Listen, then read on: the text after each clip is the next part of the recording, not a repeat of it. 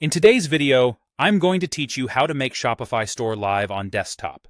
If you've been building your store and you're ready for the world to see it, there are two things to take care of on desktop. Make sure the right theme is published, and if you used a storefront password while setting up, turn that off. I'll walk you through both so your site is actually visible to visitors. First, let's publish your theme. A published theme is the one customers see when they visit your store's web address. Shopify lets you keep multiple themes in your theme library, which is great for testing or redesigns, but only one can be live at a time. Start by logging into your Shopify admin on your computer.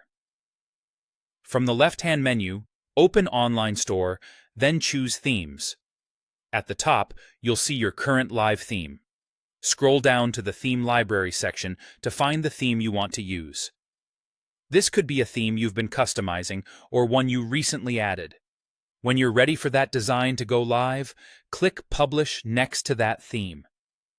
Shopify will confirm the change, and once you proceed, your previously published theme moves back into the library, while the selected theme becomes your live storefront. This switch is instant, so anyone visiting your URL will now see the newly published design. If you don't see a publish option on the theme you're targeting, it usually means that theme is already live. Next, let's address password protection.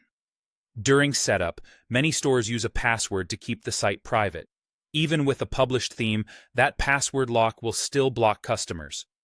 If you're ready for full public access, you'll want to disable it. From your Shopify admin, go back to Online Store and select Preferences. Scroll down to the Password Protection section. If the Enable Password box is checked, uncheck it or select Disable Password. Be sure to save your changes. The moment you do, your storefront is open to everyone, not just people with the password. Keep in mind, this makes your site publicly accessible, so ensure your essential pages, products, and policies are in a good place before turning it off. That's it.